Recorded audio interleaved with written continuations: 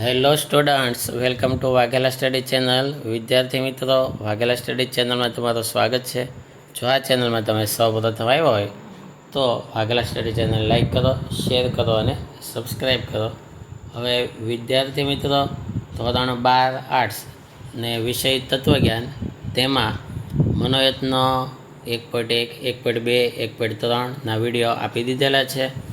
મનોયત્નો 1.4 કે જે સત્યતા કોષ્ટક બનાવવાના હોય છે, તે 1 થી 5 કોષ્ટકો કઈ રીતે બનાવાય તે સમજૂતી સાથે લાઈવ વિડીયો તમને આપેલો છે. અને હવે જો તે તમને આવડી ગયા હોય તો દાખલા નંબર સત્યતા કોષ્ટક નંબર 5 થી 5 સુધીના આપ્યા હતા. 5 થી 10 સુધીના સત્યતા કોષ્ટકો જે છે તેમના પીડીએફ સ્વરૂપના વિડીયો તમને હું આપું છું, કે જે તમને ફાવી ગયું તો તમે લખી નાખવાના તમે પાકી બુકમાં. બરાબર. તો જો 5મું સમજાવેલું હતું કે એ દ્વિશરતી નિષેધ, ડબલ નિષેધ એ તો એક બે હરોળ બને, કે એક વિધાન છે, બે હરોળ બનશે અને પહેલા સ્તંભમાં એ, બીજા સ્તંભમાં એનો નિષેધ થશે. નિષેધ એ એટલે કે ટી હોય તો એફ અને એફ હોય તો ટી. ત્રીજા સ્તંભની અંદર ડબલ નિષેધ થશે, એટલે કે એફ હોય તો ટી, એટલે કે બીજા સ્તંભનો નિષેધ, એમ ટી હોય તો એફ. અને ચોથા સ્તંભની અંદર 1 અને 3 એનું દ્વિશરતી થશે. ત્યારબાદ સમજૂતી આપવાની. જો આ રીતે સમજૂતી, બે સ્તંભ છે એની પહેલી હરોળ મુજબ અને બીજી હરોળ મુજબ, એ રીતે બે હરોળની સમજૂતી આપવાની છે. હવે છઠ્ઠું, નિષેધ આર વિકલ્પન નિષેધ પી. હવે બે વિધાન છે તો 4 હરોળ બનશે. જો પેલું આર 4 હરોળ છે એટલે 4ના અડધા 2, 2 ટી અને 2 એફ. પછી 1 ટી 1 એફ, 1 ટી 1 એફ.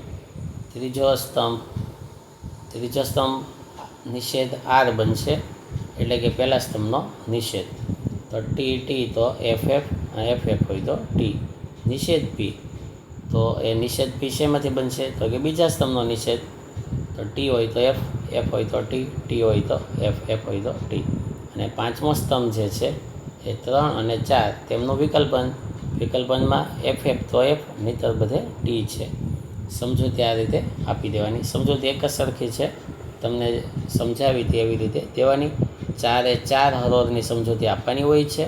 પહેલી હરોળ, બીજી, ત્રીજી ને ચોથી એક જ સરખું હોય છે, સેમ. અને જે છેલ્લા સ્તંભમાં આવતું હોય એફ કે ટી, એફ આવે તો અસત્ય લખવાનું, ટી આવે તો સત્ય લખવાનું. 7મું સત્ય કોષ્ટક, એમાં 3 વિધાનો છે, પી, ક્યુ અને આર. બરાબર.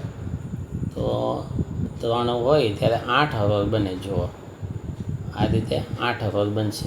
હવે જ્યારે 8 હરોળ બને તો 8ના અડધા 4 થાય. તો ત્યારે તમારે 4 ટી કરવાના અને 4 એફ કરવાના સૌથી પહેલાં. ત્યારબાદ 4ના અડધા 2 થાય, એટલે કે 2 ટી અને 2 એફ કરવાના, 2 ટી અને 2 એફ. ત્યારબાદ 1 ટી અને 1 એફ, 1 ટી અને 1 એફ. પછી ક્યુ વિકલ્પન આર છે, એટલે કે 2 અને 3 આ બંનેનું વિકલ્પન કરવાનું. વિકલ્પનમાં શું હોય છે, એફ એફ તો એફ, નહીંતર ટી. તો એફ એફ એક ચોથી હરોળમાં આવે છે, બરાબર, તો એફ થયું, બાકી બધે ટી. અને 5માની અંદર 1 અને 4 તેનું દ્વિશરતી. તો 1 અને 4નો દ્વિશરતી, ટી ટી તો ટી, ટી ટી તો ટી, નહીંતર બધે એફ. ત્યારબાદ સમજૂતી આપવાની. હવે 8 હરોળ છે ને, તો સમજૂતી થોડીક મોટી થશે. બધી હરોળની સમજૂતી લખવાની, પહેલી, બીજી, ત્રીજી, ચોથી, 5મી, 6ઠ્ઠી, 7મી ને 8મી. આ બધી હરોળની સમજૂતી લખવાની તમારે. હવે 8મું, બી શરતી નિષેધ બી. એમાં મિસ્ટેક છે, વચ્ચે શરતી હોય તો બી શરતી નિષેધ બી. તો જો પહેલો સ્તંભ બીનો, બીજો સ્તંભ નિષેધ બી અને ત્રીજો સ્તંભ બી શરતી, કેમ આમાં 2 નિષેધ ન હોય. પહેલો બી, પછી શરતી ને પછી નિષેધ બી. તો એ રીતે કોષ્ટક બનશે. અને તેની આ 2 હરોળ છે, એટલે 2 હરોળની તે સમજૂતી આપવાની છે. પછી 9મું સત્યતા કોષ્ટક એ શરતી બી શરતી કાઉન્સમાં નિષેધ એ વિકલ્પન નિષેધ બી. તો એની અંદર જો 4 હરોળ બને, 2 વિધાન છે એ અને બી, એટલે એના અડધા 2 ટી 2 એફ. પછી બીમાં ટીએફ ટીએફ.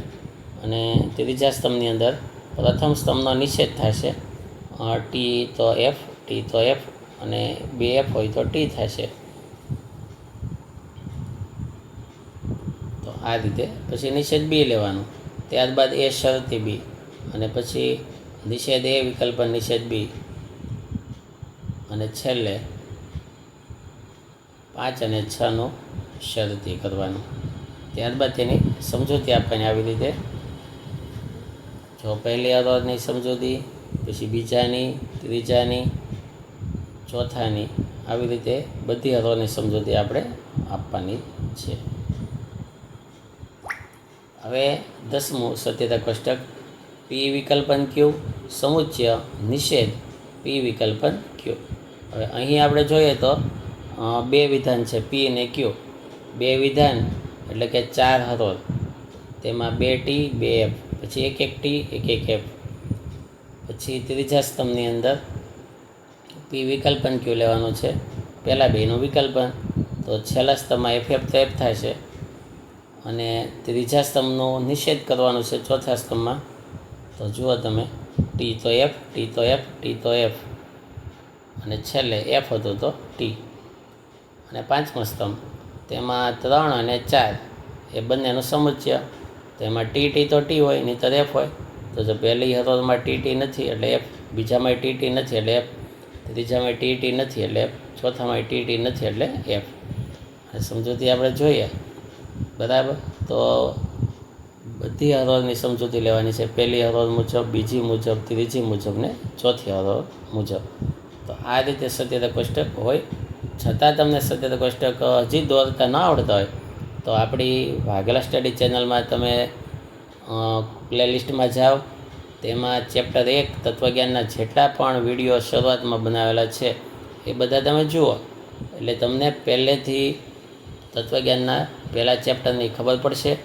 કઈ રીતે ટી કરાય, કઈ રીતે એફ કરાય, બહુ જ વિગતે બધા નિયમો સાથે સમજાવેલું છે.